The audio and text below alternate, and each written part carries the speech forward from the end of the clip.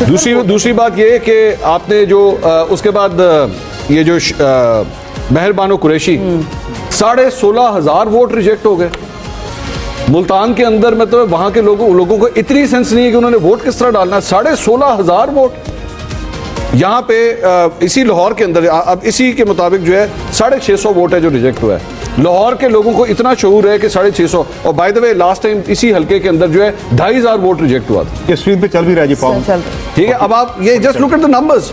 मतलब जमात इस्लामी, जमीयत उलमा इस्लाम फे, इनमें से किसी के पास इनके तायीद कुनिंदा ये रिजल्ट क्या फॉर्म 47 कम लग रहा है, ये बैलेंस शीट ज्यादा लग रही है। तायीद कुनिंदा ने जाके वोट नहीं दिया जिसने इस उम्मीदवार को सजेस्ट किया हुआ है, जो उसको सपोर्ट करने वाला है, उसने भी इसको जाके वोट नहीं दिया। इसके घर वालों ने इसको वोट नहीं दिया, उसको इस काबिल नहीं समझा कि इसको वोट दिया जाए। खुदा के लिए इस अवाम के साथ ऐसा मजाक मत कीजिए। मैं ये नहीं